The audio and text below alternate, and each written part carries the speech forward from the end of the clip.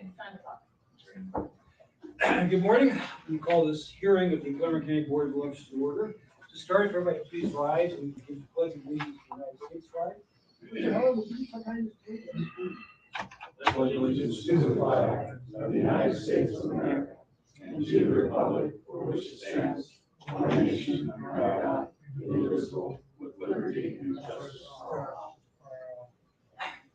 I always mention this in passing because I now specify the United States flag because I just learned recently that the Ohio General Assembly enacted a pledge of allegiance to the Ohio State flag. I hope no one is offended, but we are not going to do that this morning. My name is Ray Lemke. I have the privilege of being the chair of the Cleveland County Board of Elections. I'd like to introduce my board colleagues. To my far left, Mr. Rick Grant, gentleman with the beard. To my closer left, the gentleman laughing, Mr. Greg Conrad. To my right, Mr. Larry Heller.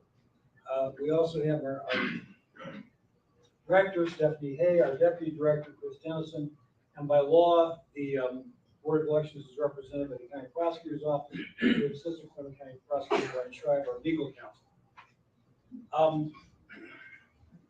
One thing I want to be clear on to begin with, we're here on a protest of a referendum of a zoning amendment by Batavia Township trustees.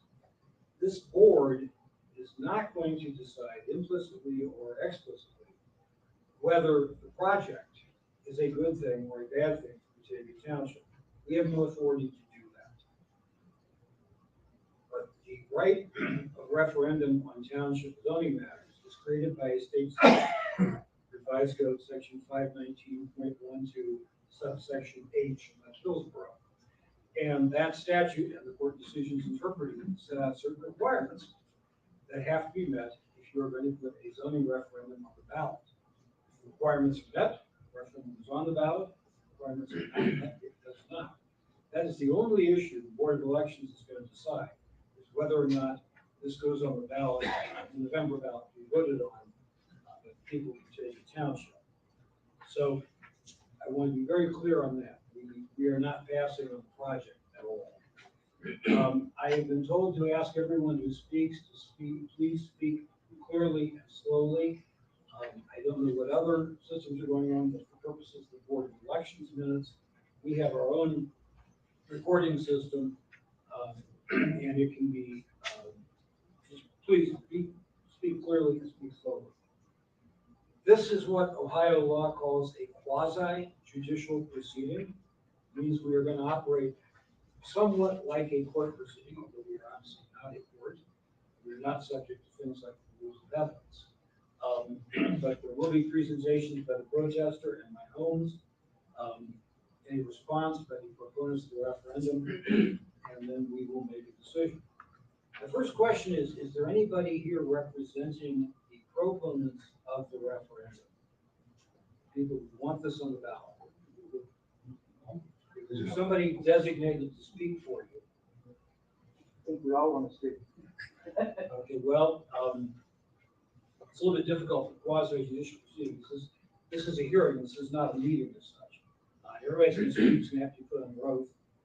So understand that. But is there any attorney or anybody representing the proponents of the issue? Can I answer that? I'm John Gray.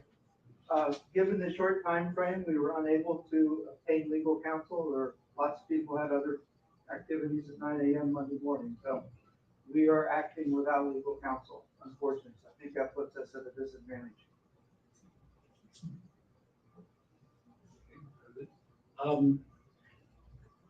Again, I want to emphasize, if everybody wants to testify, that's fine.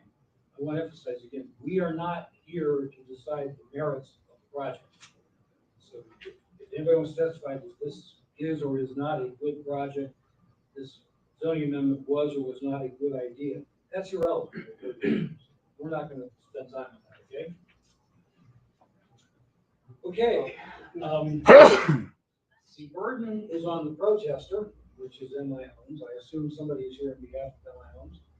Please identify yourself, sir. Yes, good morning. My name is Tom Tetton, from Keating and Lee Camp, attorney representing. Mr. Joey. My name is Mr. Justin Lamb. who will give some testimony regarding the facts that set forth in our protest. The next thing I suppose we ought to do, anybody that's going to testify should be sworn. So everybody please raise the right hand if you're going to testify. Do you swear or affirm that the testimony you will give in this hearing today will be the truth, the whole truth, and nothing but the truth? I do. Okay. Mr. Tepe, if you have an opening statement, and we have read your memorandum, so. Thank you very much. Again, Tom Tepe, I have the pleasure to represent MI Homes this morning. I'm glad that you have had a chance to review this voluminous binder here. We do have a copy over here that I will move to admit as an exhibit. It is an identical, take my representation, it's identical copy to what you received. Justin Wayne with MI Homes here is with me. You guys have a long day, and I want to be respectful of the time. We tried to be very, very detailed in our notice of protest, which hopefully you found that to be true. We walked through things and we tried to make it very user-friendly with exhibits and tabs and things of that nature. The burden is on the circulators of the protest, of the referendum petition to make sure that they comply with Ohio law, right? There, 519.12H, as in Hillsborough, sets forth the requirements for a referendum petition in a township. And in all the court cases, and we cite many of them in our protest, really come down, the standard is as follows. What's contained and what is set forth and what is presented to be potentially signing a referendum protest can't be confusing, it can't be misleading, it can't have material omissions, and it just can't be wrong. We submit to you that the referendum petition, I mean, we respect the efforts, they've got a number of signatures, does not meet that criteria. It is very misleading. More importantly, it contains significant material omissions, and it has some facts in there that are just simply wrong. For example, we're going to talk a little bit about zoning. I suspect a lot of you at the Board of Elections don't have a big familiarity with zoning. It's a complicated area, and some unfortunate attorneys sometimes make a living out of doing zoning work because it's hard. And you have a difference between a straight letter zoning and a PD zoning. There's a significant difference between the two. A PD zoning is basically a make up your own zone. It's a negotiation between the jurisdiction that has zoning authority and the applicant for a rezone. It is a give and take. We will approve this if you include this. We will do this if you do that. So therefore, just to say that the property is being rezoned to PD in court cases that we've cited isn't enough, because as you'll see, there is a whole lot of things in there that the average person would want to take into consideration as to whether or not they think that this should go on the ballot or not. We'll touch on just a couple of those in there. And I'm not going to talk about everyone that would like set forth in the protest, because I want to be respectful of the time. The other one that is just patently false is the petition says that these 3 auditors' parcels are being rezoned. That is simply not true. One of those parcels is entirely being rezoned to PD. 2 of those, only a small portion of those are being rezoned. So that is a material fact. If I'm the average voter and I go and I say, oh, these 3 parcels are being rezoned, when in fact they're not all being rezoned, one is, but the others aren't, that to me is just simply wrong. And there was no, malicious intent on that. I think it's just people, didn't have an appreciation for what is required under 519.12H in Hillsborough. So with that said, again, we asked that the protest be granted, that this matter be not presented and certified for the general election in November. Mr. Chairman, I'm not sure what you want from me next, other than your name is Mr. Justin Lamb, and he can kind of go through some of the facts as we laid them out. Well, we have a little bit of a difficulty here with an opening statement on behalf of the proponents of the referendum. So you don't have counsel, so you can get into an unauthorized practice of law issue if I have somebody speaking on behalf of the group. So I guess we're not going to do that. Mr. Tepe, if you have a witness, you might go ahead and call. And once the protesters call as witnesses and the proponents of the referendum, you will have the opportunity to call witnesses also. You guys can testify, you've already I guess the best thing to do, sort of mechanically, would be to have the witness stand next to the lectern. We don't have any witness stand. We can do it here. Yeah, here, it's got a microphone too. Okay, well, let's have the witness go here. Very much like that. I guess I should note too, although they're not here, I want to thank the commissioners for letting us use their hearing room. Anybody that's familiar with our offices across the parking lot would know that we cannot possibly accommodate this many people for the elections offices. Jeffrey? Thank you, Mr. Lamb. Good morning. Good morning. You got been sworn in? I have. Great, and we're gonna be referring to this protest binder that is in front of you. You have seen this binder before? Yes. Great. Could you state your full name and employer for the record? Justin Lanham, MI Homes of Cincinnati. What do you do for MI Homes? The land acquisition manager, And how long have you been doing this? for about 7 years. Have you been involved in various zoning matters on behalf of MI Homes? Yes. Are you familiar with the difference between a straight letter zoning and a PD or PUD as it's sometimes called? Yes. Can you describe to the board kind of what each are and what how they're different? Straight zone, as it's referred, is typically the existing zoning on a property, and it's primarily in the zoning ordinance of a township or a city. The do's and don'ts, the cans and can'ts are pretty well prescribed. There's really no going against it. You shall follow those as written. In a PD zoning, it's more of a flexible negotiation with the township. So they give, we give, it's a little bit more of a back and forth. And are you familiar with the Batavia Township zoning resolution? Yes. And what was your involvement with the property that is the subject of the referendum? I was the applicant on behalf of MI Homes. And so you were the face interacting with the township? Correct. Can you kind of walk the board briefly through sort of the zoning history of this property? Sure. Yeah, my understanding is we weren't involved, but the current owner acquired the property and at some point rezoned part of it from an agricultural use to estate residential. And for whatever reason, he decided to not move forward with that. And so he contacted us and we moved forward with an application for a plan unit development in the fall of 2024. And did you, prior to the one that's subject here, did you have a prior application that was considered by the township? We did. Yeah. Could you kind of just briefly describe that? Yeah, so we submitted our original application, like I said, in last fall, for approximately 267 homes, very similar to the project that was eventually approved. Went through Planning Commission, Claremont County Planning Commission, was recommended for approval. Went through Batavia Township Zoning Commission, was recommended for approval. We had a hearing with the trustees. They requested some changes, some more information. We made those changes, which included reducing the lot count by a handful of lots. Resubmitted that, and then that was ultimately denied by the trustees in February of this year. We then resubmitted a new application incorporating additional comments from the township, and that was what was ultimately approved in April. So you went back to the negotiating table with the township? We did. If you could please open up your binder, could you identify Exhibit A, please? Yeah, Exhibit A is the narrative that was submitted with our application in February. Was that prepared by you? It Or was. your address before? Yes. How about Exhibit B, please? This is the preliminary development plan that was submitted in February accompanying the application. C, sir? This was the staff report provided by Batavia Township.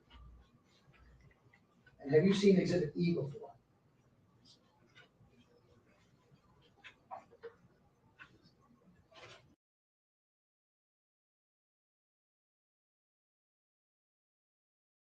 Was submitted to Batavia. How about Exhibit F?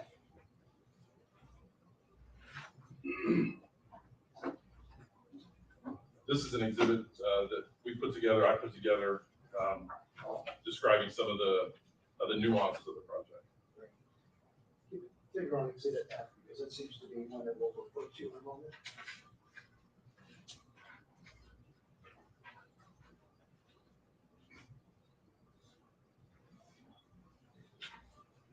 How many auditors parcels were involved in the rezoning application? 3. And what was the zoning of properties that are the subject of the petition? A, agricultural, and ER, state residential. Again, why did you choose to rezone it to PD? Because really to meet market demand, so we get flexibility from the township in order to build homes that are demanded by the market. And so in this case, instead of building 1 or 3 acre lots as prescribed by straight zoning, we're able to do smaller lots, add more amenities, more open space. Becomes a desirable community for folks that are looking to buy a home right now in the Cincinnati area. So you're at a party and you describe, hey, we rezoned a piece of property to PD. Is that informative to them? Does that tell them all the sudden substance of what was approved by the township? Let's talk about a couple of those. We could start on page 5 of the protest.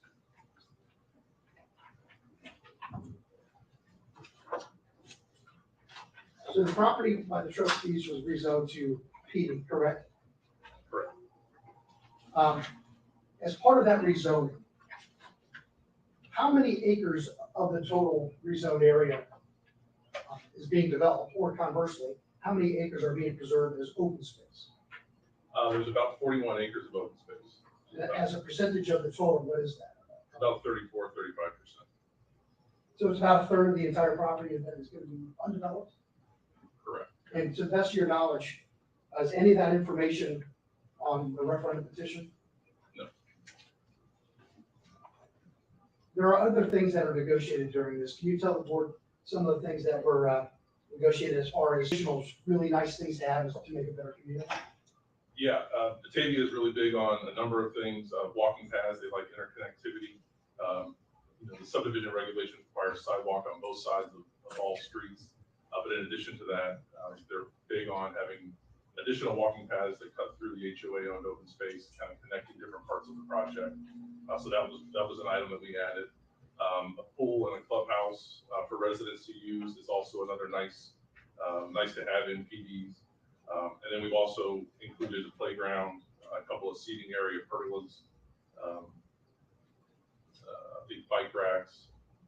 Those were the large amenities that we included in addition to the significant amount of open space. Would those otherwise be required under straight zoning? No. You mentioned a homeowners association. Why is that a good or bad thing? The homeowners association will own and manage all the common elements within a community. So the pool, the playground, the walking paths, the open space, that's all owned and maintained by the homeowners association, which is controlled by the residents. And the amenities such as the pool, clubhouse, and the homeowners association, were those ever referenced in the recommendation? No. Did you have some discussions with the township trustees regarding what type of building materials could be used on the proposed? Yes, And that was made a condition of approval? yes. Is that contained anywhere in the petition to the best of your knowledge? No. How about landscape? Was that an item that you had negotiated and discussed and ultimately the trustees approved? Yes. Could you talk a little bit about the landscape? Yeah, so we've included a lot of the feedback we got both from the neighbors and from the township itself was buffering along State Route 222. So we're including mounding, tree plantings, and then at both of our entrances from State Route 222, we have a landscape entry median as well. And those were part of the application. What about no clear zones? Can you describe kind of what that is? Yeah, so typically on a development, you come in, you've got to make space to build your roads and your homes. But there are certain areas on this project, primarily along the perimeter where we abut either State Route 222 or other private property that's not part of the project.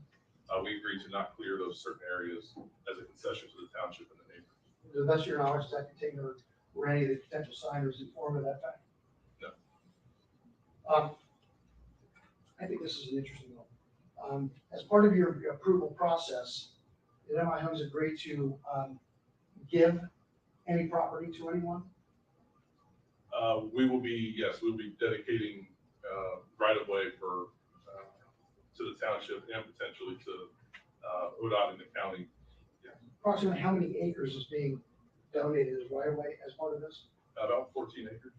If I was the average voter looking to maybe sign this and be informed, would that be contained anywhere in the petition? No.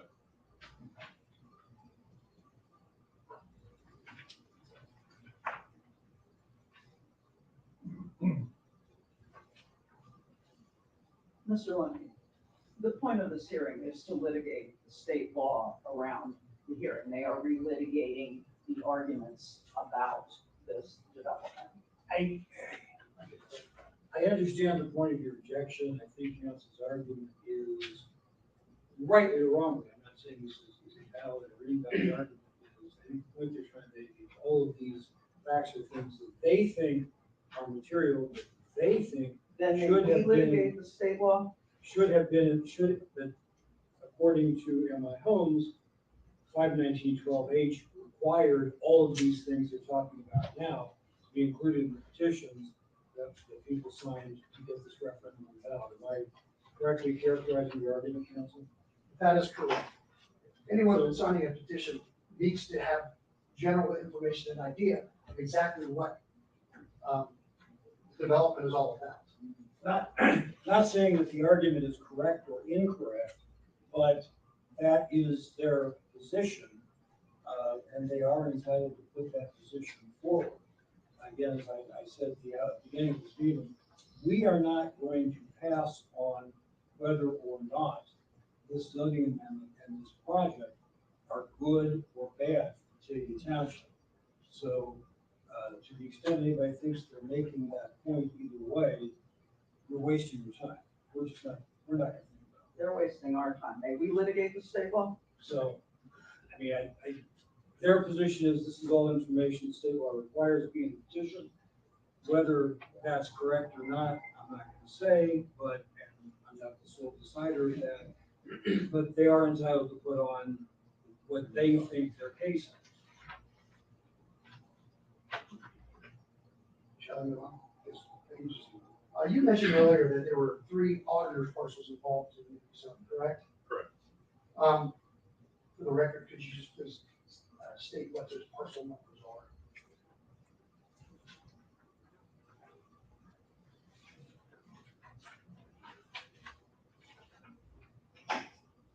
It is 012-020-B032, 032-019, D195, 032-019, D225. Put your finger on exhibit F. You prepared this exhibit, correct, for the purpose of this contest? Correct. The referendum petition says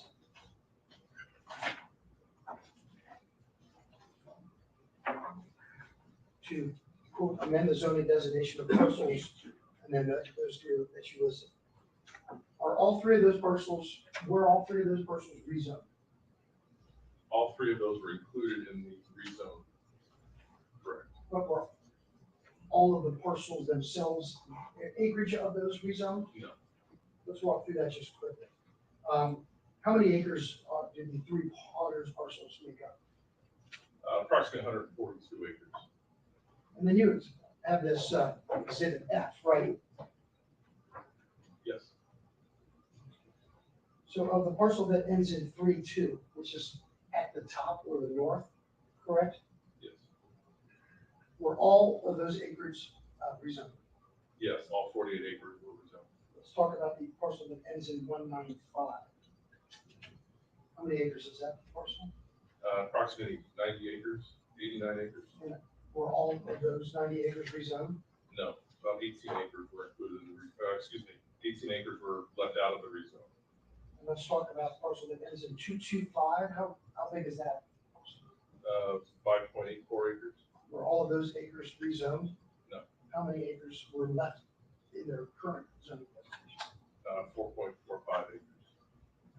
Is that contained anywhere in the referendum petition? No. There's an old historic barn and farmhouse, correct? Yes, there's an existing house and barns. Are those being removed as part of the development? No. What's going to happen? The seller is keeping those. I have no idea. Not part of the project.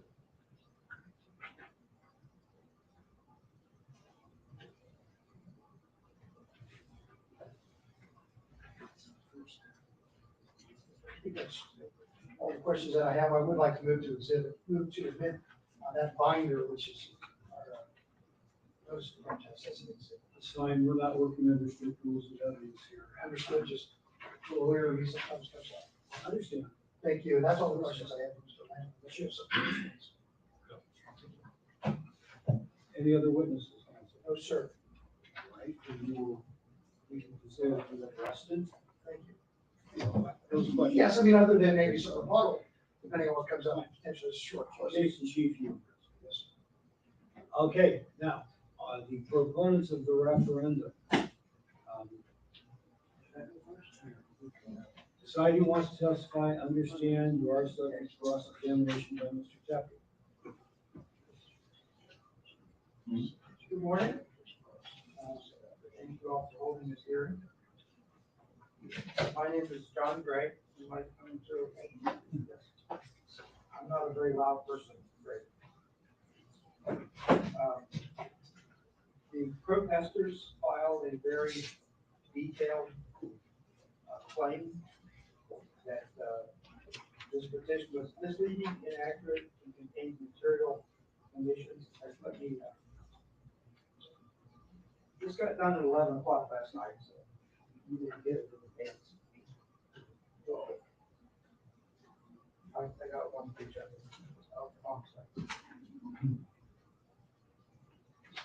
And I do have exhibits. Provide one to opposing counsel, please. I don't have an extra one, sorry.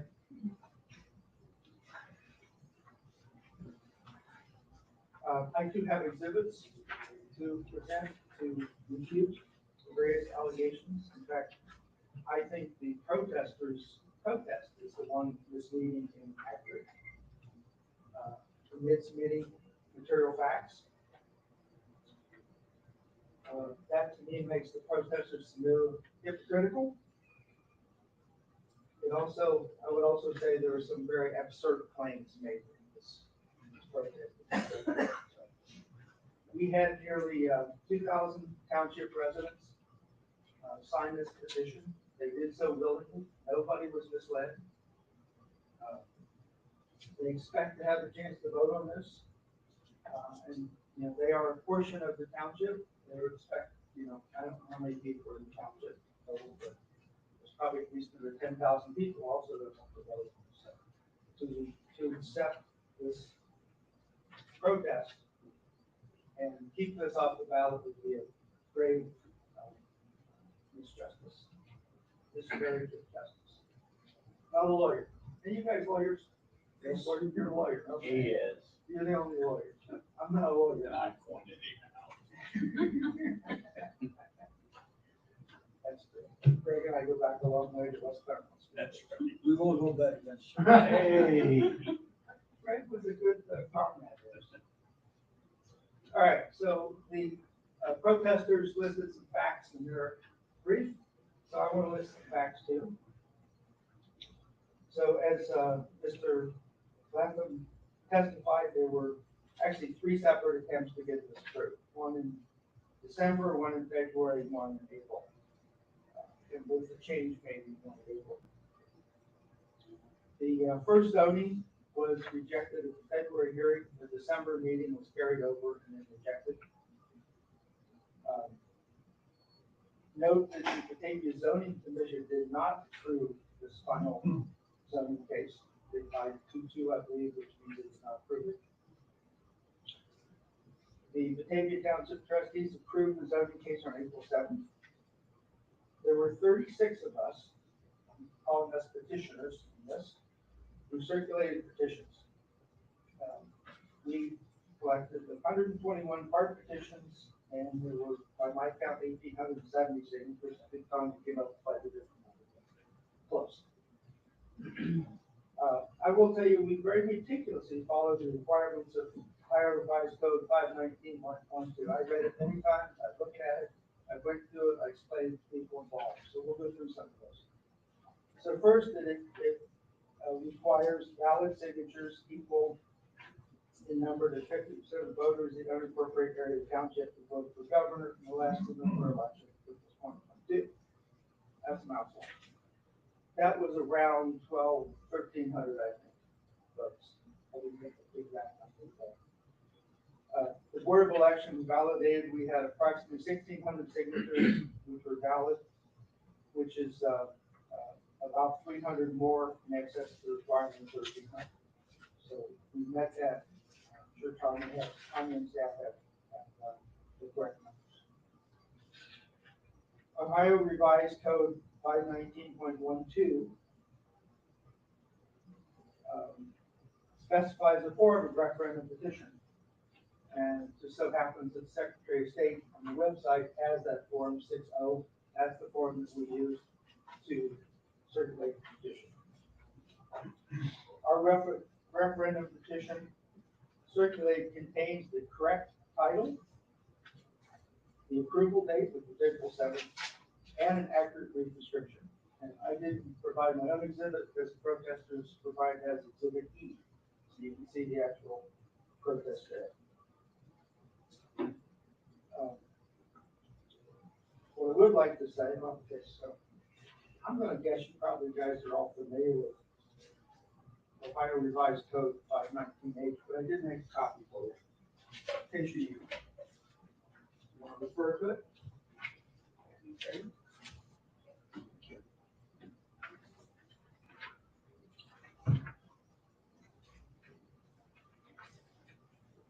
So in filling out the summary,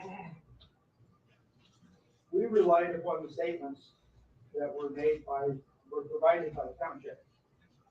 And I have 4 exhibits showing communications from the township, from a notice to homeowners on December 3rd, one on December 17th. I guess I have 2 for December 17th. This copy of one. And then the staff report from the Batavia Township on April 7th. So I have copies of those for you.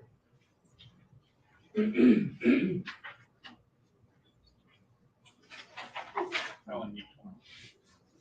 Thanks. Yeah, but now I got to use my old volume. No, These my, other ones. I know that. Thank you.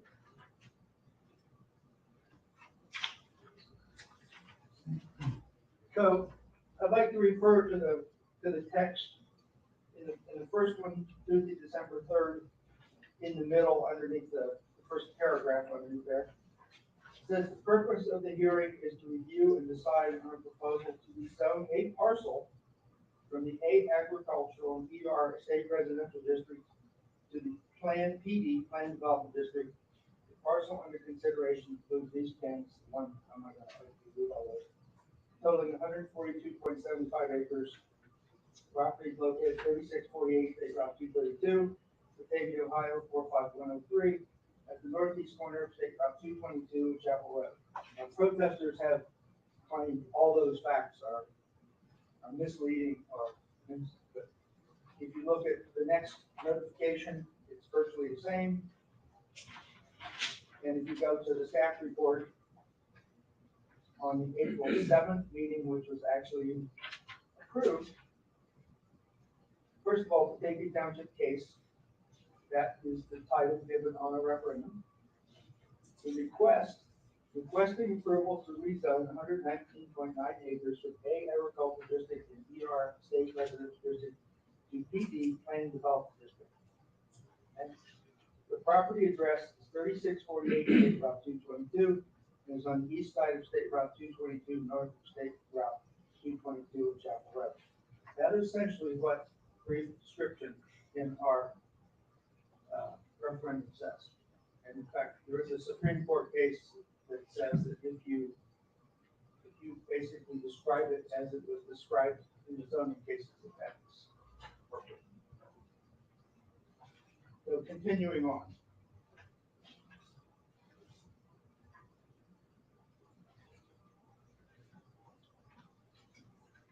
So we were very careful, we the petitioners, to follow the strict requirements of signature collection. As I noted, Greg and I both on West Clermont boards. I've run for election. I've been through this before. We provided to all petitioners a list of the signature gathering requirements. And we found some of these, which I will pass out.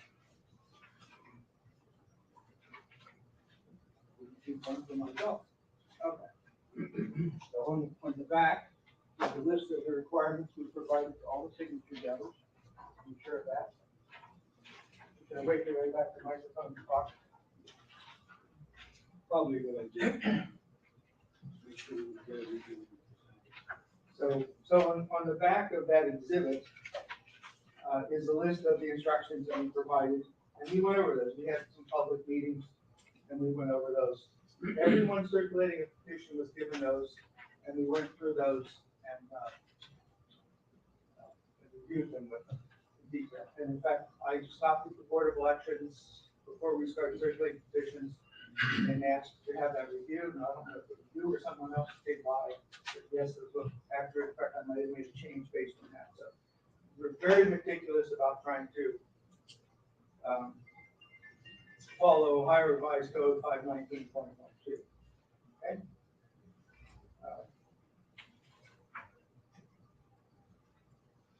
So next, on the other side of that, right in concern paper, is the map that we provided to people.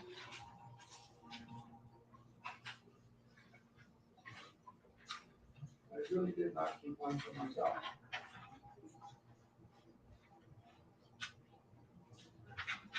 I have one.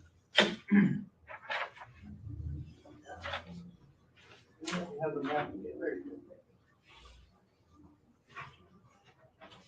So every petitioner was provided this map. This was used to explain the referendum.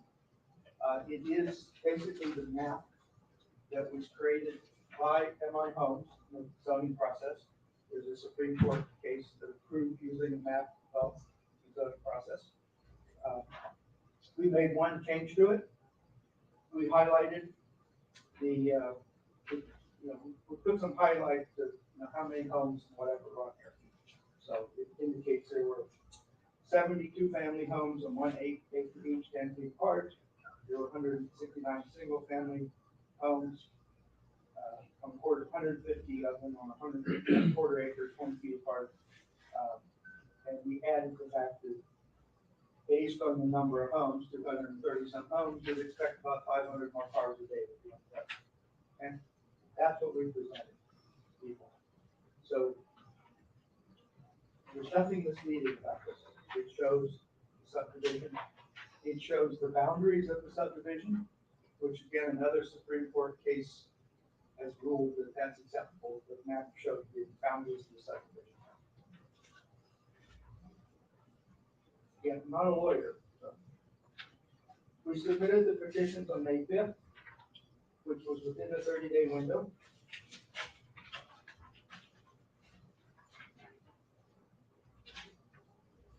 We submitted a map. It wasn't this map, it was one of the other maps that the developers submitted to us. It was one, again, created by MI Homes, used as part of the zoning change approval. In early June, I checked to see how many signatures we had. We were going to meet it, and was told that we did. It's sufficient. I also learned at that time that a request had been made about how to file protests. So this was in June.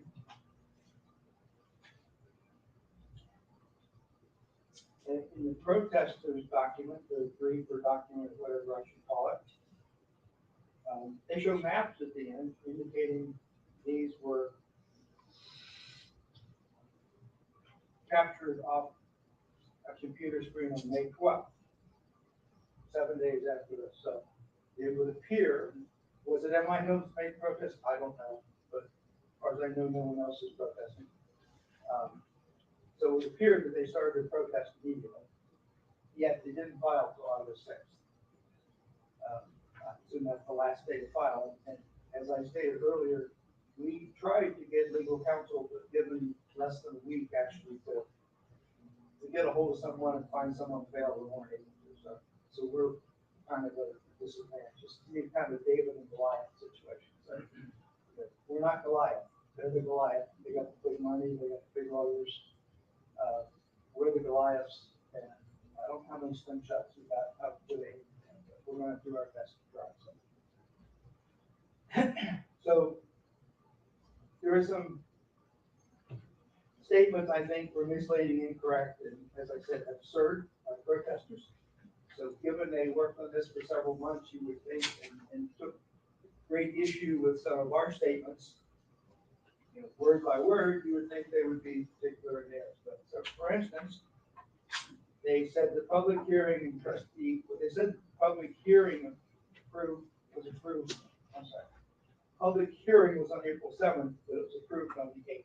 Actually, the minutes, which they have as Exhibit G and in their brief indicated April 2nd. Minor detail, but they're not being very careful. Protest date on March 13th, the village's staff issued a staff report. Now, this is not a village issue, this is the David Township. They submitted the right staff report, but again, misstatement.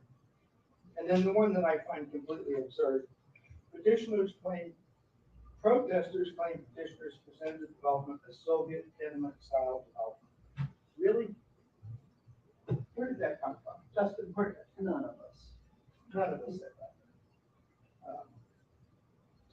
So, given these are readily verifiable, easy to change things, it's kind of disappointing. It kind of calls into question some of the other things. So now I'd like to go through rebutting the specific items that they mentioned. So number A, the zoning change description is confusing and misleading. Again, protesters state the overall impression given by the petition description is that pastoral farmland has been converted to Soviet tenement style development. Nobody said that. It's not in our petition. It's not in any materials. This is the material we showed. I guess apparently this description of two-family homes on Nate Acre are what MI homes think are Soviet tenement style things. I'm quite disappointed in that. So that's just an absolute false statement. Protesters claim the description does not identify the zoning change as a planned development. Again, false, absolutely false. The title says it's planned development. Description of petition states zoning case, requesting to amend the zoning designation of parcels, I didn't list parcels, consisting of plus or minus 119.9 acres from the A agricultural district and ER state residency PD planned development district. That seems pretty clear to me. It's a planned development. Should be no question about that. So claiming that that was not there is a false statement.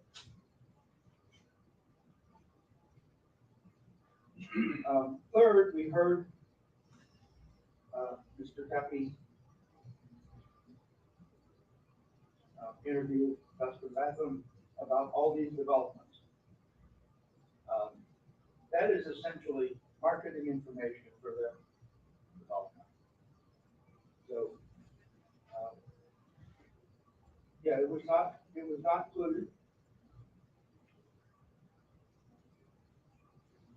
However, this exhibit does include some of that information for someone comfortable. And frankly, we all went through and explained it, where it is, what, people asked, what are those little blue dots?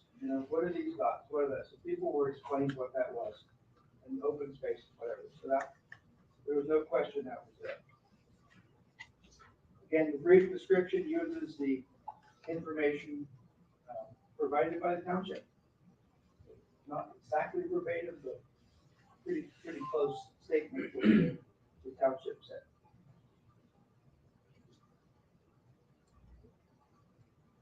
And again, I showed you the notice on the December 17th. Purpose of the hearing is to hear a proposal to rezone a parcel from A agricultural ER state residential to PD plan development. The parcel under consideration includes the following parcel identification number. Property is located at 3648 State Route 222, Batavia Ave 451 and 3 Northeast corner State Route 222, Chapel Road. Pretty straightforward. Nothing misleading about that. And then again, I showed you the one from February 5th.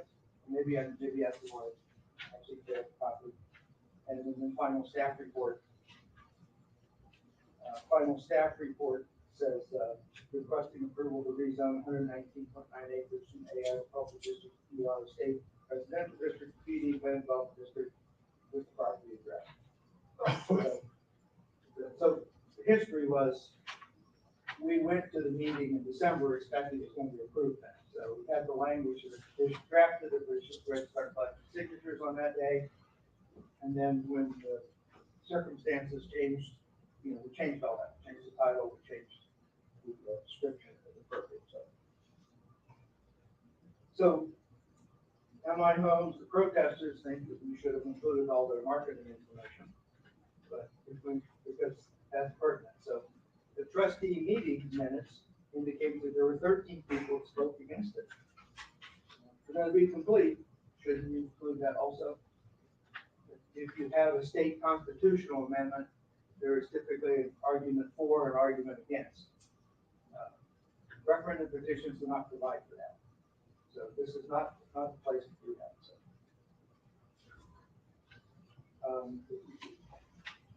I noted every petition had the map that they used to explain it. And I can tell you personally, I collected several hundred of these signatures. Not one person asked me about what kind of siding is going to be on the signs. What people were concerned about is how many homes are there, what's it going to do to the traffic, what's it going to do to our schools and other things. So they were shown that it's a plan development, and they asked about the plan development. They asked about these material things, which were included in the description. So again, I'm not a lawyer, but I know how to search things on the internet. So I found an interesting one there. Ohio Revised Code 3505.06 provides in part a condensed text that will properly describe the question, issue, or amendment shall be used as prepared and certified by the board for local questions or issues. Our brief description means that. It is a condensed text, accurately defining it. Again, I'm not a lawyer, but I went to the Ohio Supreme Court website and I searched for some of their opinions. Protesters provided a couple opinions they thought supported their case. There are lots of other opinions that don't support their case. So I'll give you a list of these, but Quinn versus, so first of all, how many of you went out and read the Supreme Court cases in this? You did? All right, yeah, good. There's some others besides. Yeah, okay, good.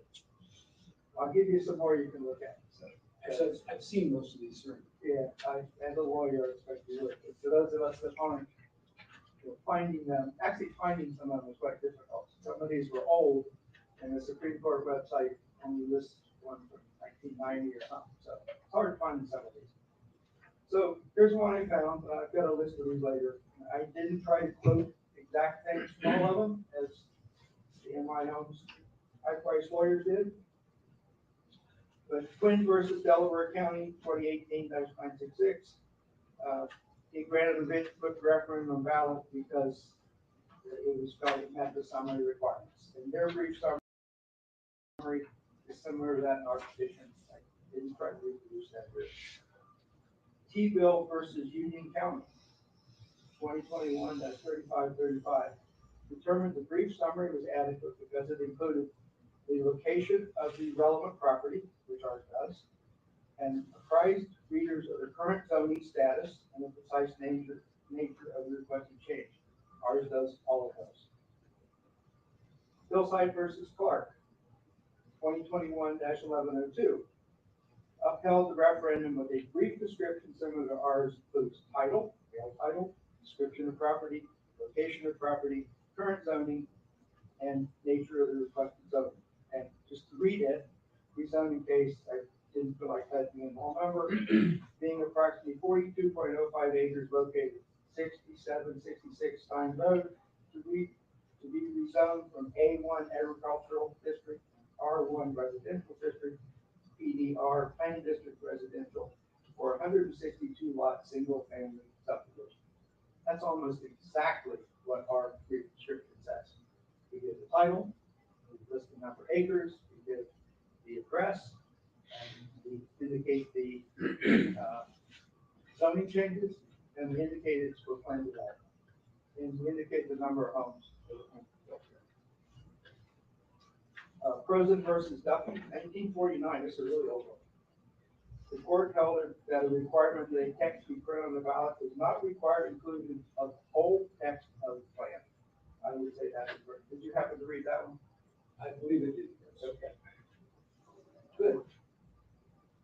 All right, so as far as being misleading and whatever, I think that's completely false in these cases, proven. There was a statement, the township voicing control. Protesters discuss how this process gives the township voicing control. Well, the reason we have 519.12 is so citizens have a chance to have their voice heard when they feel like their elected officials are not listening. And that's exactly the case here. I can tell you, as I went door to door, I think everyone knows, you can ask them, you know, when we ask people to sign this petition, we rarely got anybody who wouldn't sign it. In fact, most people were eager to sign it. In fact, we didn't even have to go door to door. I think people looked us up, how can I sign this petition? So there was extensive opposition to this development. And we didn't mislead anyone to get that opposition. It was just coming from. And I would also note that even though the trustee hearing only had 13 people listed, there were a lot of other people there. I think 60 or so at times. So a lot of people don't want to stand up and talk. Greg, you know, and that's why I'm talking in writing.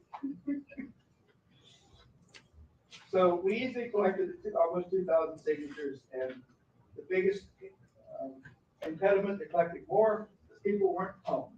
You know, you knock on the door, there's nobody there. So we found people there, they almost all signed for it. So this referendum needs to be on the ballot to allow the voice of the people of the township. Okay, number B, the petition misstates the planned designation of the properties. Protesters claim that the petition states the 3 properties are being completely rezoned. Well, that's a false claim. The word completely does not show up in that statement. The township refers to a parcel. Refers to a parcel and lists the parcel names. It doesn't say they're being completely rezoned or partially rezoned. It says a parcel which consists of these numbers. And our brief description is consistent, entirely consistent with that.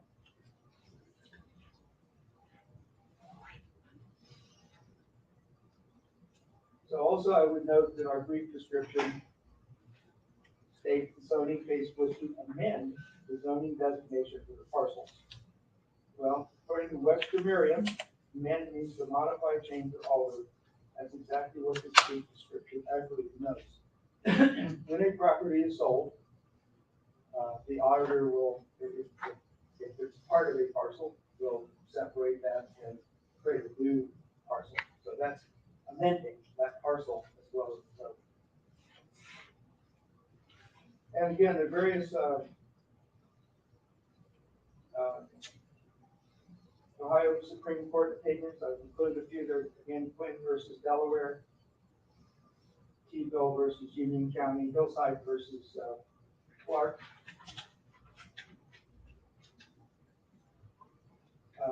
And I read the one to you about being approximately 42 acres and President versus Duffy. I won't read those for you.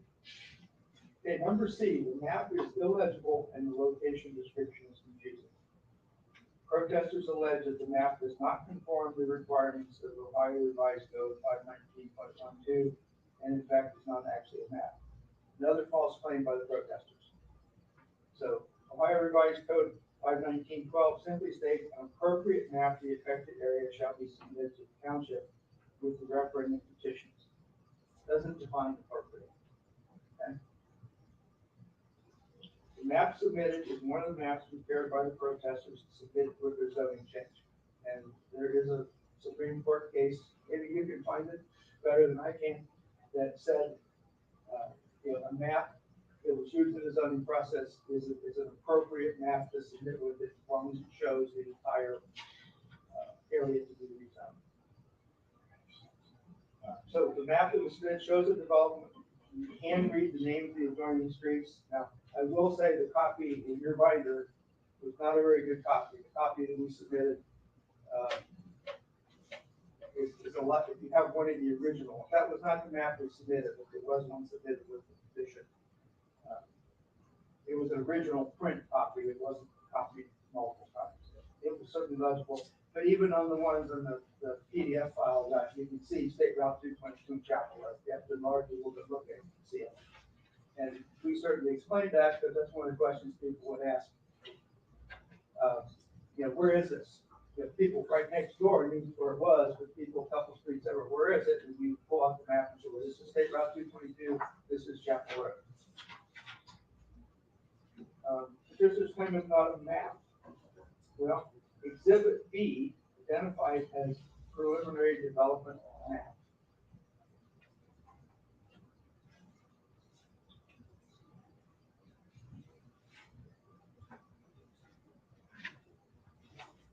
Is that more readable?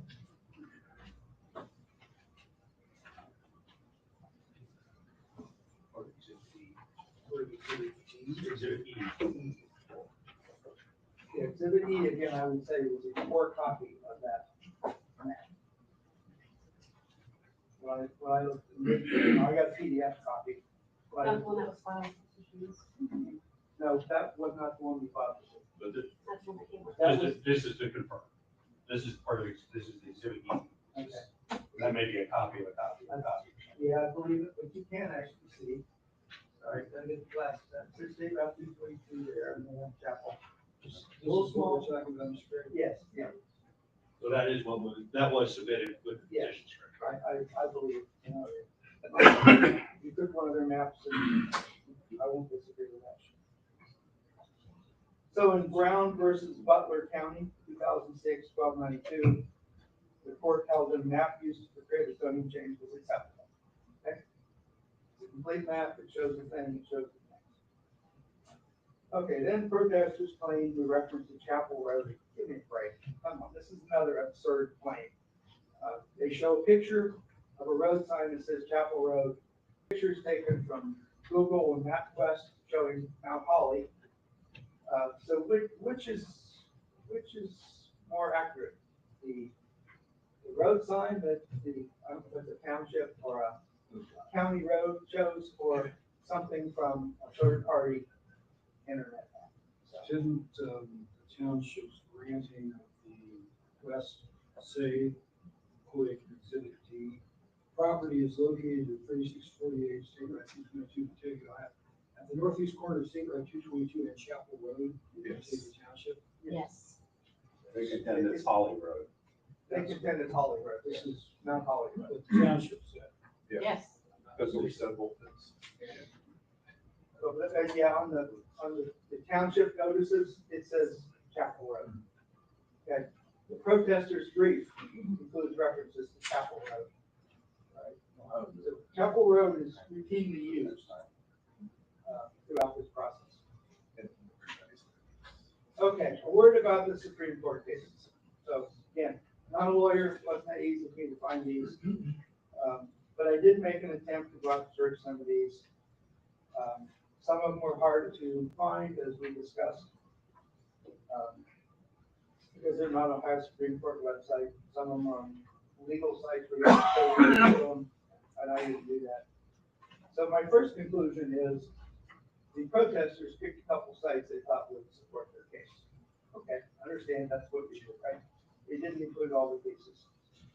The second conclusion is that even in those cases, the protesters cherry picked some of the phrases. I mean, they repeatedly said it must be an accurate thing. We agree it should be accurate, and we agree that ours is accurate. But they didn't talk about some of the details. For instance, I found enough of this one. Shelley versus Sands is one that they referenced. It's not a case that's comparable to ours. In Shelley, the brief description of a referendum petition includes language about future use. So if this petition is denied, this is how the property will be used. We don't have that. I don't see that in our referendum brief description. We don't make any claims about how this property is going to be used. Second, Marcus. Marcus, I don't know Marcus versus whoever, it's a real old one. This had a very brief description, if I recall correctly, it said something like to rezone, from commercial to industrial, something like that. That was their brief description. They provided a map of the entire area where the entire area was not being rezoned, and it did not indicate boundaries on their map. Okay, right, that's inaccurate. That's not our case. Because we described the parcels and we showed a map that actually shows the boundaries of where this is going. So those cases really don't fit. I provided a summary and I went over a couple of those. I actually created one other thing I was going to give you.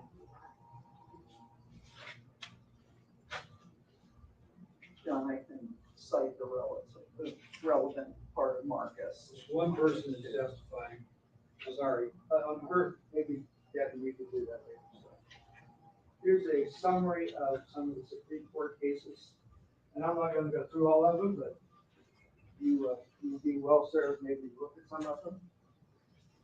And just has a very brief summary, things are granted or things, but you have to look into them and see the details, of course. And it is the details that matter, right? So as I said, from Shelley and Marcus, I'm sorry, I'll repeat myself back here. So I've given you a summary of some relevant Supreme Court cases simply by doing on the Supreme Court website, looking for zoning referendum cases. Excuse me. And they have a brief summary. It may or may not tell you all the details of what is there. I looked at some of them. Got tired looking at all of them, ran out of time to look at all of them.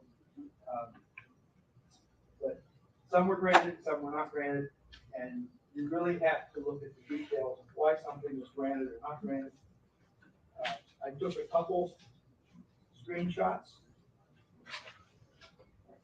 One for myself.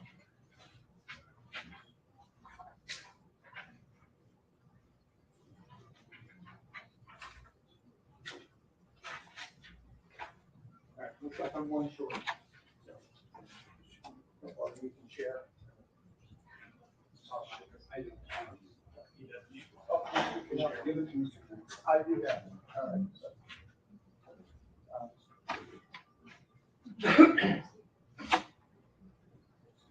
Protesters did not close these, all right? So this one from Exhibit 10. Exhibit 10 was the hillside rezoning resolution. Each part petition was on Secretary of State Form 610, petition 620, so township in our case. And each part petition space for the name and number of the proposal, if any, the petition wrote the resolution number. The petition provides the following summary of the proposal, each part petition. This is essentially the one I read to you before. Rezoning case D 2021-05 being approximately 42.05 acres located at 6766 Sign Road to rezone from A1 Agricultural District to R1 Rural District, PDR Plan District. Exactly the type of content that we included. All right, so they found that this was acceptable. So you will find as far as it's acceptable. Don't mean to really interrupt, Mr. Green. There is, I understand folks are looking about the presentation. There is sort of a difference between testimony, which is telling us facts, which is an argument, which is why this case means this or doesn't mean that. And I'm willing to give you an opportunity at the end of the hearing to argue, okay? And you don't get to cross-examine each other's arguments, but he does get to cross-examine you on the facts. For the present, let's kind of stage the facts. If you want to tell us what you think the law means, how it applies to this case, that's an argument, I will give you the opportunity to do that at the end. Okay. And that applies to anybody else that wants to testify too. If you can draw a distinction in your mind between facts, which are things that happened that you think are relevant to this hearing, that the four of us would not know about, as opposed to just, this is why you think the law mandates we should do X or Y. That's our, and there's a distinction. And again, I understand, I understand you're working without the benefit of counsel, but I want to sort of keep this a little bit appropriately pigeonholed if we can. Well, your timing's good, because this is really the last one I was gonna talk about, and then I had a summary, so I just went back and did a summary of my argument. Which you get to do your argument, or you or somebody, can do the argument at the end of the hearing, and they'll get to do, Rochester will get to do an argument at the end of the hearing. So are you basically done with your? Well, I was gonna go over exhibit 11, which again, was, I guess it's factual, it's an exhibit, but I double-sided it, so it's on the other side of that. It is one that says, it was and I failed to write down which case this was, with time, protest. Board of Elections concluded the petition satisfied the statutory breach summary requirement because the summary was basically identical to the resolution. And our, generally accurately portrays the area of proposed change. The board accepts the petition, placed the resolution on the ballot. Okay, and with that, do you have any questions? Mr. Chappie, you do have the right to cross-examine under the circumstances. I'm going to strongly urge you to limit your cross-examination to factual information that you think you need to elicit from the witness. I know him, I've done it myself many times. We use our cross-examination to try and get the witness to agree with our argument points. I would urge you not to do that today. I will be respectful of your time. I just have one question. You had testified that you used 2 maps as part of this process, correct? This is the map that was used to explain the referendum to potential signers. Is that the map that you filed for more No, questions? it was a different map, which was one of the other maps in the zoning hearing. And that map, Mr. Hoyt, that was prepared by you? This map, part of this map is the one provided by MI Homes, and then there was some annotation added to it about the homes. And you put that annotation there? That's correct. So we're talking, just so I'm clear, when we're talking about annotation, you're talking about these comments. The blow up of The the right-hand side of the sheet, as I look at it. The left-hand side was basically what was provided. This site plan map, whatever you choose to call it, is. Right. What did you or did you not add to that? I didn't add anything to the site plan. All my comments are to the left, and the map submitted was basically a different site plan map from the developers in the zoning hearing. Sure. So then I guess a couple other questions that come from that as it relates to, so the annotations that you just testified that you put on that map, you felt was important for them to make an informed decision? Well, so this is rather, if you notice in the middle, I don't have a copy of it. this is rather hard to see. All right, so I exploded part of it. So I didn't add this. I just took what you had and made it bigger. And then these comments in red, the things I added. And they accurately reflect the description of those. So again, my question is, the information that, the annotation that you made in the right outside of that paper is information you thought was informative to those potential signers? Correct. Just as you thought the arguments for all those other things were informative. Let's not, we don't need it back and forth here.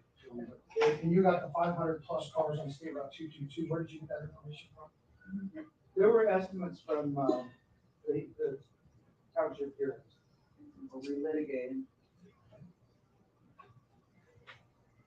No further? No.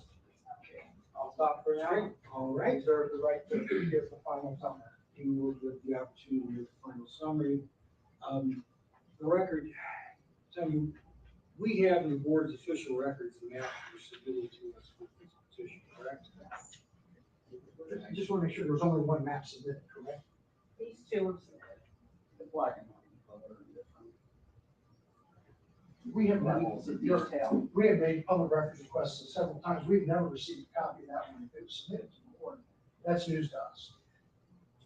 That's why I was asking, I was unaware that there were two maps that formed this partnership. I've never been asked for anything. Well, the board is gonna rely on its records and its file. I suspect that looking like there's two versions of the same map. But, Yeah, they are. One's black and white, one's color different. does anybody else have testimony, factual information that you want to provide to the board as opposed to argument? Sir. Please proceed, please state your name. My name is Debbie Davidson. I live at 2265 Snyder Road in Batavia Township. MI Homes asserts that the referendum petition is invalid for 3 reasons, which have been gone over extensively. The description is incomplete and misleading. The petition misstates the zoning changes, and the map and location description are insufficient. Each of these claims misstates the law, mischaracterizes the purpose of HR 51912H, and overstates the level of disclosure required. The petition complies with the statutory requirements, was timely filed, contains the full title of the resolution, includes a map, provides an accurate property description, and contains the required number of valid signatures. Under long-standing Ohio precedent, referendum petitions are liberally construed. Again, I'm getting to the testimony is facts, arguments about what the law does or doesn't require is argument. You can address that. You want to Case law. facts, case law is not part of testimony. That's argument. Okay. All I will say to finish is under long-standing Ohio precedent, referendum petitions are liberally construed in favor of allowing the electorate to vote when statutory requirements are met. And you know, met the statutory requirements. That, just so clear, that's argument. That's something you were saying to us. Testimony is something that you personally know, you have observed, seen some fact pertinent to this situation that we would not know. Okay, my testimony is that anyone who asked me if this was about tax abatements, my response was absolutely not. This is about overdevelopment in an under-resourced area. Mr. Chairman, do you have any? No, sir. Do the proponents of the referendum have any further witnesses, factual testimony? So I have statements from 2 people that could not be here. I'd like to present. You're not a proponent. I would object to this. We're not under strict rules of evidence. I'm gonna let you submit those. I'm gonna use a phrase that has frustrated the heck out of me in bench trials, but we will give them such weight to which they are entitled. I would expect it. So, One is from Mary Taylor. but I don't really want anybody to walk out of here today thinking that they were not given the opportunity to present information to the board. I mean, we understand these people are not here to testify, it's not subject to cross-examination, it's not even signed, we get that. We look for the record, just lodge the objection to the introduction. Objection is noted, I understand the grounds. Again, we're going to admit it for such weight as it deserves. We will request a copy at the end of this proceeding, just of the documents that have been presented to them, right? Because we don't have. Yeah, and to the proponents, with everything that you submitted to us, you need to have a copy for MI. Okay? So we need to get that. Does anybody else have testimony, factual information that they wish to share with the board in support of the referendum, placing the referendum on the ballot? Going once. Ma'am? Please state your name. I'm Susan Alpop. I moved here 3.5 years ago from Sacramento, California. Are you a resident of Batavia Township? I am a resident. I live in Amelia, over in the Woodward Glen subdivision. And when we originally bought here, we bought on a house on the corner of Chapel Wood and 132. 10 months later, after we realized we bought on an expressway, which we had come out during COVID, and admittedly, the expressway wasn't opened up yet. we moved into the Woodbury Glen community. I just wanted to make a statement from a citizen's perspective, because I did take the petition around based on what I had seen in the 3.5 years. And we account for 5 families in this community, meaning our children and our grandchildren. We have 16 grandkids in the school system here. We have 13 adult people in our family that are voters. So with that in line with this, I just wanted to make a statement that there is no accountability after the fact. And this is what we've witnessed with the builders, with the communities, with the lack of responsibility on how to develop these communities.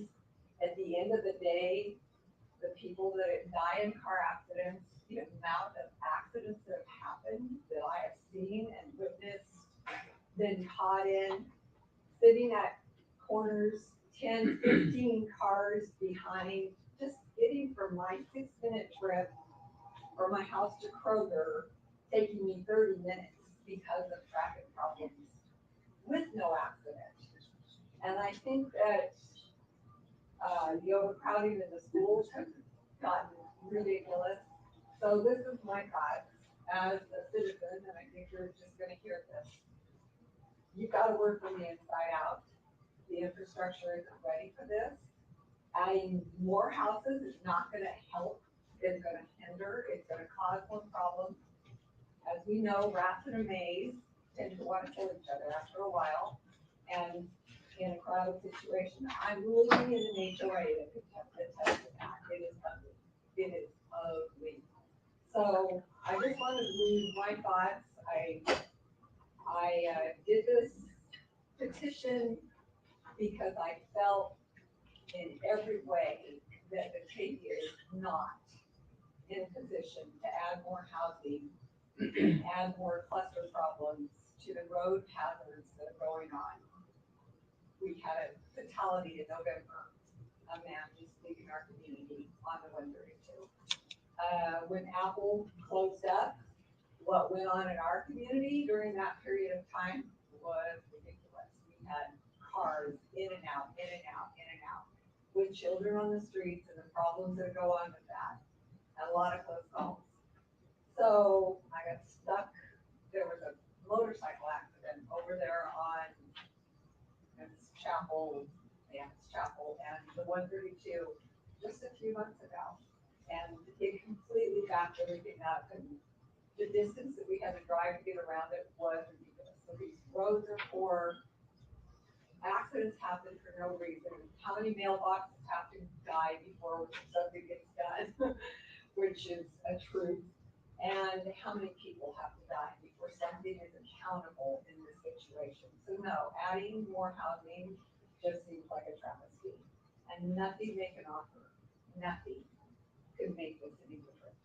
And that's my statement. Susan, would you spell your last name, please? Susan A. Altop, A-L-T-O-P. Thank you. And again, as I said at the beginning, it's not up to us. We have no authority to decide whether or not this is a desirable project or an undesirable project. All we can decide is whether or not the legal requirements for getting the referendum ballot have been satisfied. And those don't really go to the issue of whether or not this is desirable or undesirable project. Am I allowed to decide? No, one person speaks at a time. Am I allowed to ask questions of the witness? No, that would be practicing law without. Jackie, do you have any cross-examination, factual material? No, sir. I only want to say that that's my reasons for it should be voted on. Understand. And again, that isn't really the issue that we get to decide. The law doesn't really give the Board of Elections the flexibility to say, yeah, this is something that people in the township ought to be able to vote on. No, it isn't. Our authority is much more constrained Whether that's a good thing or a bad thing, I'd leave to other people's judgment. That's a decision above my level. We have to operate within the range of decisions that the Supreme Court and the General Assembly has said we are allowed to operate, which is not necessarily everything we might logically think is relevant to the decision. Does anybody else have factual testimony they want to offer in support of putting this referendum on the November ballot? Please come up to the.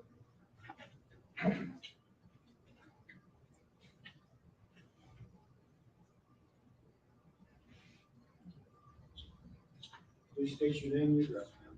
My name is Elizabeth Howell, and I live at 3784 State Route 222 in Batavia. First, may I state that I was a participant that circulated petitions for signatures for the referendum to be put on the ballot.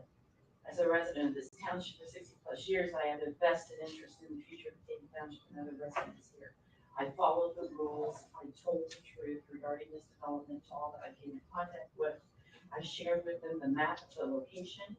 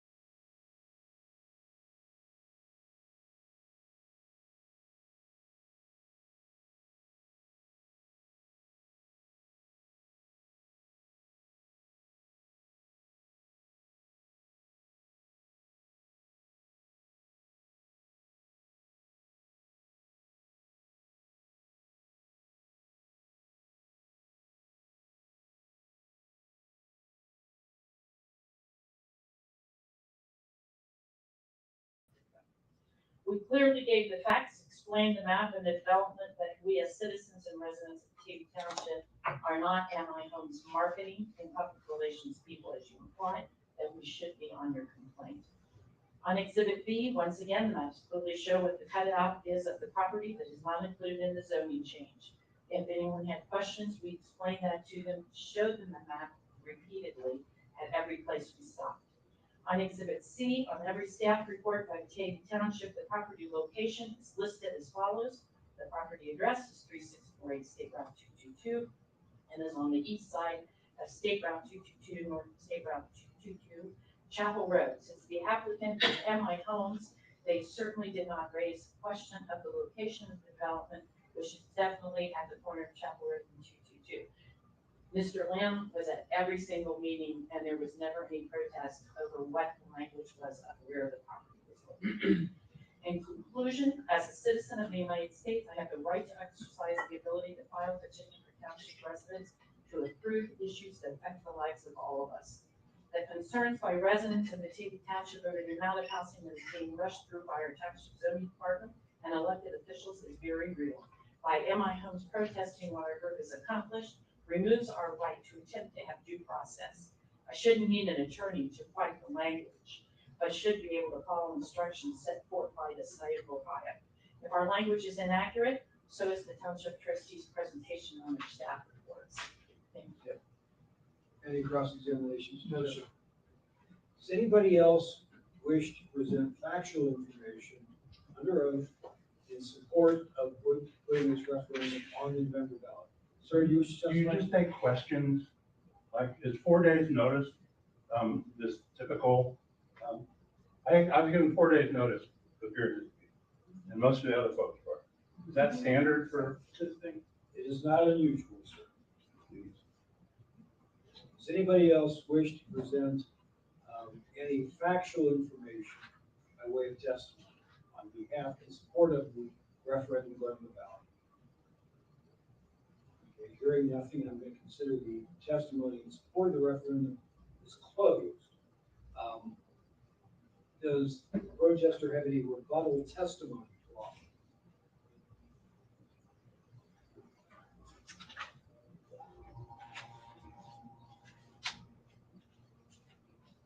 Suggests, I think I and my No, colleagues sir. understand the issues No, sir. fairly well. Okay.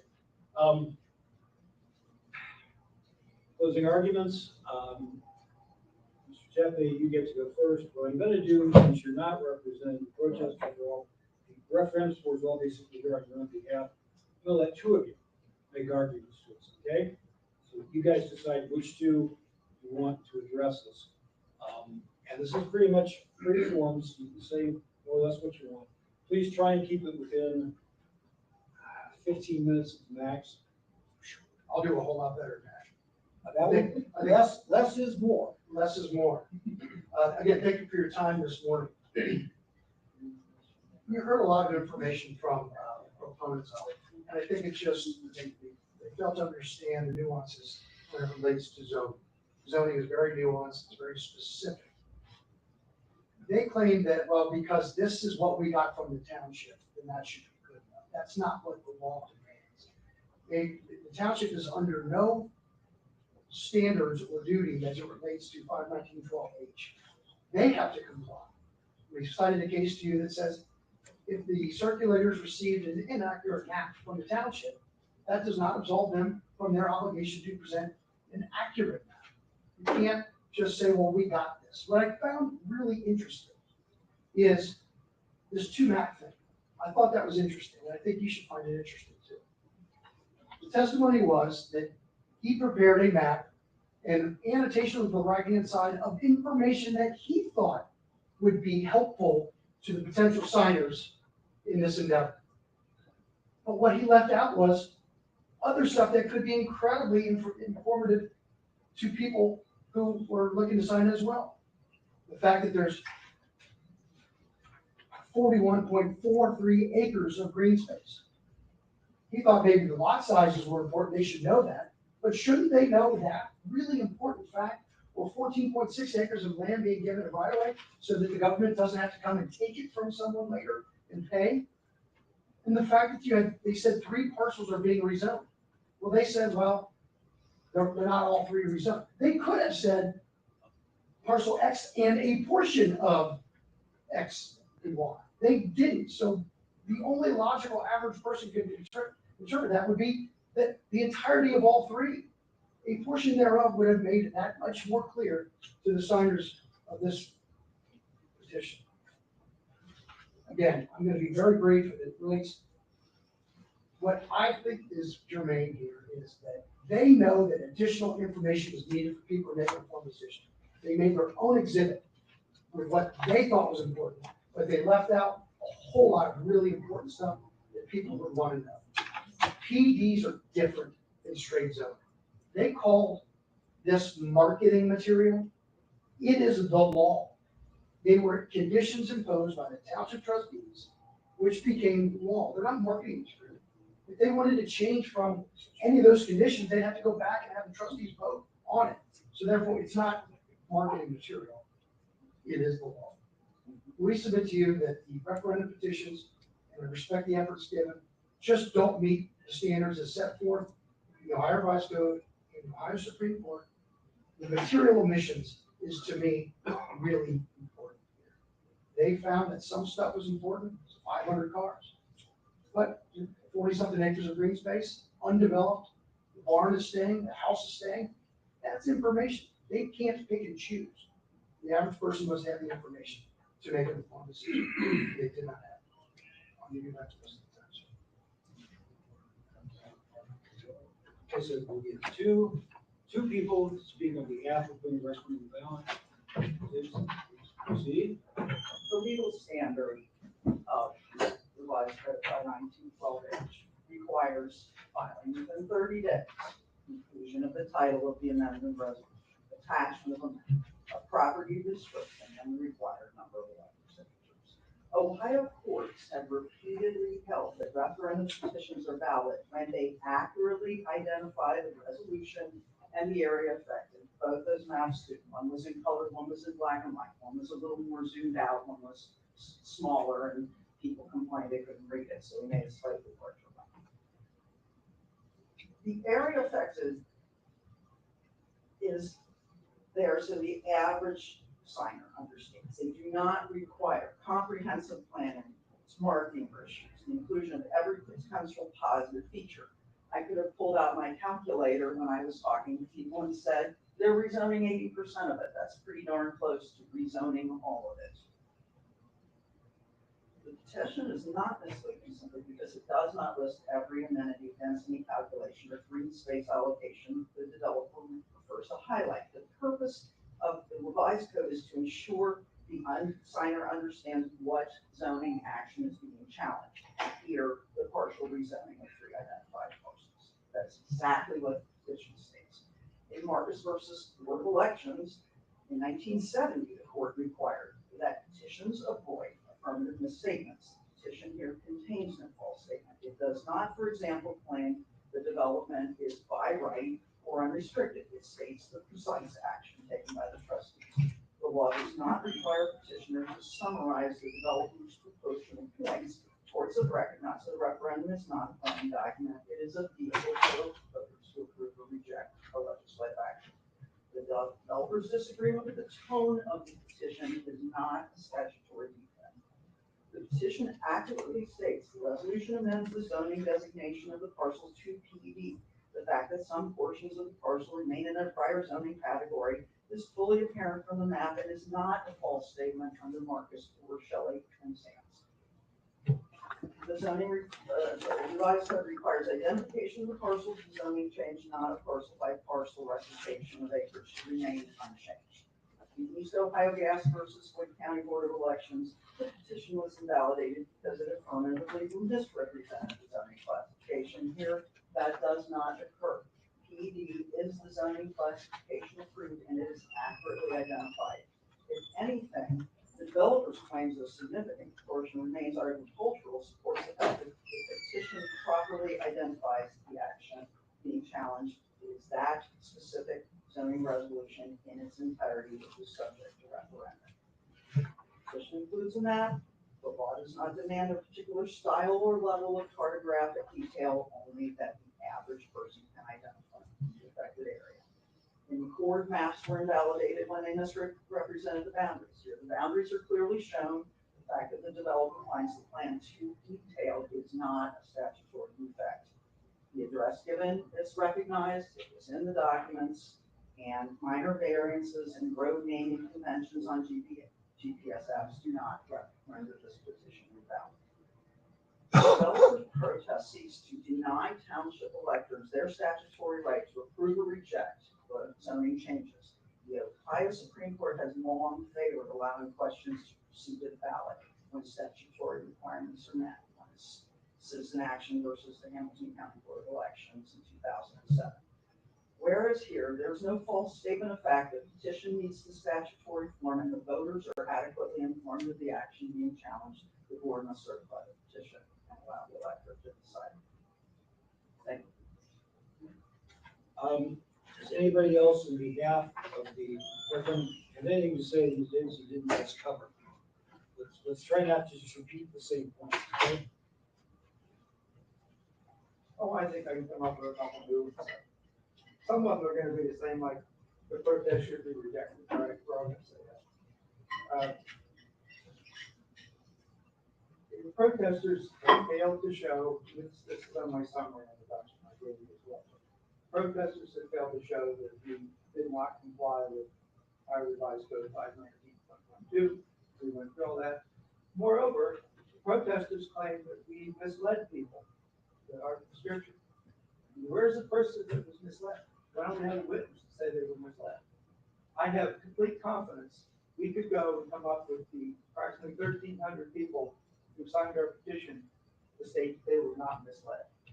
Can't do it in one day, but if we had to do that, we could do that. So I disagree with some of Mr. Effie's claims about the cases. So there was a Supreme Court case. It's in one of those that I gave you summary opinion for, where petitioners used a description from their township or city or whatever it was that had a mistake in it. And, you know, the zoning proposal had the mistake in it, so they used the same mistake. And courts held that was legitimate. Courts have also held in some of those cases I referenced to you that, you know, the combination of description and a map that shows boundaries isn't satisfactory description. The courts have held that you do not need to include everything. I gave you a Ohio Revised Code about a reduced text, and there was another court case about something like that. So I can't. I mentioned to you earlier we had trouble getting legal counsel. Okay? So petitioners, I presume they made a decision to protest this back as soon as we filed it, since their map stated 512. Don't know that, but it would seem to show that. Yet, they waited till the last day to file this, and notification came to people, what, 3 or 4 days ago? Saturday. The different people got it, you know. I wasn't home, so I got a thing to go pick it up at the post office. I didn't go pick it up because I had already obtained it from Chris. Thank you for sending me all that stuff. But had I not known that, I would have very little time to do this. But I diligently tried to find lawyers with expertise in this area who could be here to represent us. And, you know, they have other submittals, they have other court cases. They're too busy to take it on at a time for meeting. So I feel like, you know, perhaps this was a legitimate attempt. Perhaps this was an attempt to make it hard for us to defend our position. So I hope you would take that into account. As I said, I referenced several Supreme Court laws, Supreme Court opinions which support our case, and I provided information about the cases that they claim support their cases, which make them not relevant to this. We fully complied with 519.12. We used the petition from the Secretary of State. We included a valid title, date, and brief description. The brief description based on the township's information, which court cases have held is valid, a valid description. We followed all the signature collection requirements, making sure that, you know, people witnessed the signatures. I gave you a copy of that, and we went over that with people how important it was, and, you know, and I talked to Tom and others at the Board of Elections to make sure we followed that. We filed it on time. We collected several hundred more signatures than required, so we clearly met the standard for that. You know, nearly 2,000 people signed the referendum. They want and expect to have a chance to vote on this. It would be, and again, that was a fraction of the people who are registered to vote. So there are a lot of other people that are aware of this and would like to also sign it. It would be a miscarriage of justice if they were not allowed to vote on this. Thank you. Please don't run off. Very quickly, Mr. Sheppy, you do have the burden, so if you have any rebuttal, briefly, give your rebuttal, sir, argument. Other than, I think the operative term here is material omissions. What they chose to include, what they thought was important. There's a whole lot of other things that were law as part of the condition of approval that I think should also be presented. Before anybody leaves, I want to ask my colleagues, do you, any of the three of you have any questions you want to ask to help your understanding of this matter? None. With respect to the timing, and I understand the timing of those the troubles, but you also need to understand that we have to print ballots well in advance of the election, or ballots go out for overseas, the out voters in September, I believe. And we have to recognize also that we're not necessarily the final stop in this discussion. That it is possible whomever feels that we have erred in our decision, of course, has the right to take this matter into the Ohio judicial system. And one of the things that becomes a factor in the court cases is how quickly did you do that, how close to the election. And so that sort of puts a burden on us to have our hearing and get what we need to be done as quickly as possible, so So simply the calendar doesn't help decide the outcome of the case. So it's not perfect, but we have to be mindful that we are not necessarily the last stop in this process. Hearing nothing further, I am going to close this hearing. We will retire to discuss. I want to thank you all for coming. I want to thank all of you who presented information. Sir? Will we be notified of your decision? Or just wait till November to see it on the Oh, ballot? no, we'll let you know. You'll know well before the ballots go out. But all the petitioners, I presume, will be notified? How will that notification? The notification will, among other things, go up on the board's website. If we are able to reach a decision this morning, we will come back in and announce a decision before we go on to our regular meeting, which we kind of need to do anyway, because this is one of the things in the ordinary course, we would certify ballot along with candidates and other issues, which we're gonna do today also. So probably if you hang around for a little while, you're gonna find out what happened. So you're discussing this in executive session? Yes. Is that a legal executive session? It doesn't apply to quasi judicial. We have the opportunity to deliberate in, the state law does give us the opportunity to deliberate when we are acting in a quasi judicial function like this, among just ourselves with our legal counsel. That said, declare this hearing closed.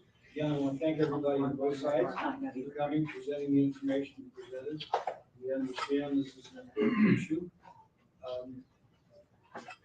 And we will retire.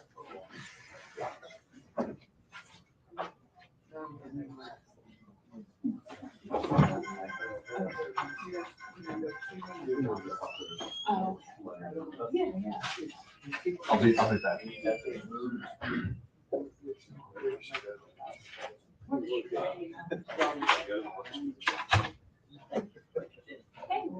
I'm thinking probably Stand. unless you want to. Yeah. All right. I gotta get all this. All right.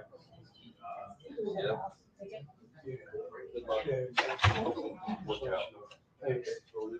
Thanks, Chair. Okay.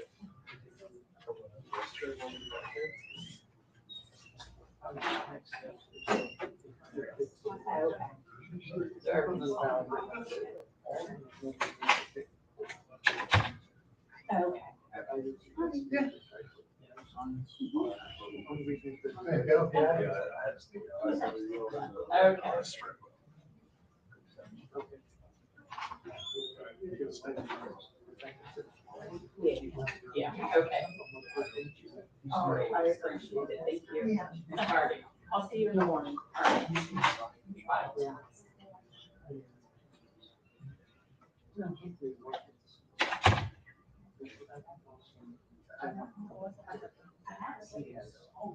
I didn't know this trade law. Yeah. So, yeah, that's crazy. Yeah. I'm Karen. Karen, nice to see you. How are you? Nice to meet you. I thought Dave on Thursday. Yeah, yeah.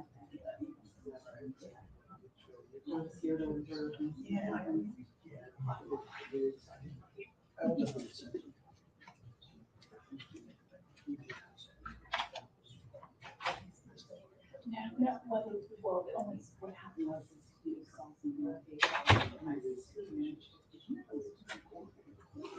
and so we literally like called the board.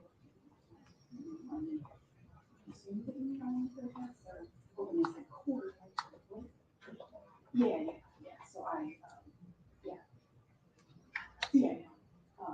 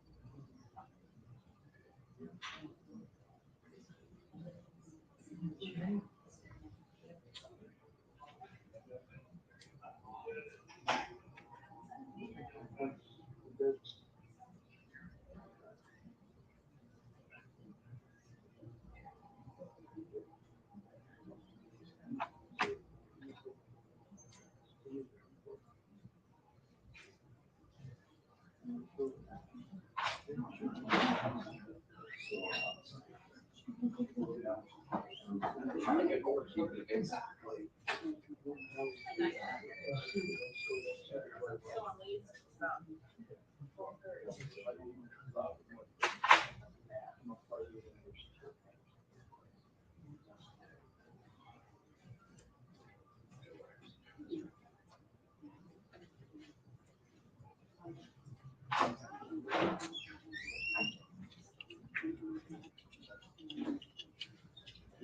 Video.